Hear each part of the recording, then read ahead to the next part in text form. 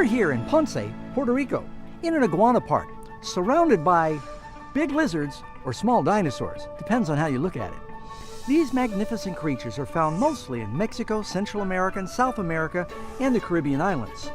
Here's a few amazing facts about iguanas. Iguanas come in a great spectrum of colors. They can be brown, green, blue, and their skin will often work as camouflage, allowing them to hide in the jungle. They're social creatures who like to eat together. And what's really interesting, even though they look fierce, iguanas are vegan vegetarians.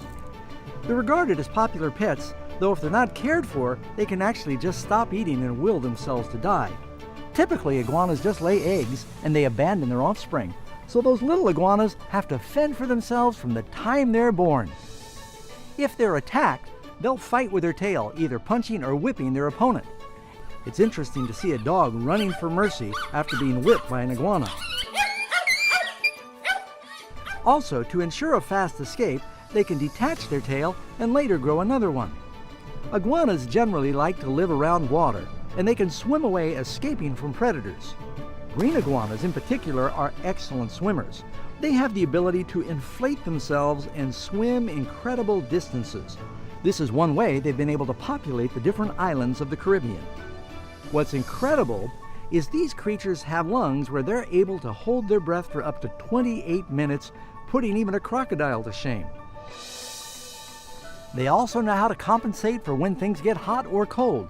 They can regulate their body temperature using the loose flaps of skin they have under their throats and under their legs. You might even say an iguana has ESP, because God made them with sort of a third eye on top of their head. They can't really see with it, but it's a photoreceptor that helps them to regulate their body's circadian rhythms.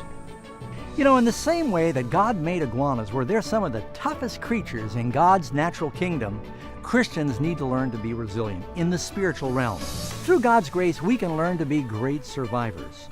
Paul says in 2 Corinthians 4, verse 8 and 9, "We are hard-pressed on every side, yet not crushed. We are perplexed, but not in despair, persecuted, but not forsaken, struck down, but not destroyed." I think, friends, we all know sometimes life can be tough. We feel like we're being beaten and pressed on every side. Sometimes there's health problems, relationship problems, financial reverses. But in the same way God made the iguana resilient, God can help you to bounce back. Jesus said that through His help we can be overcomers and we are able to endure.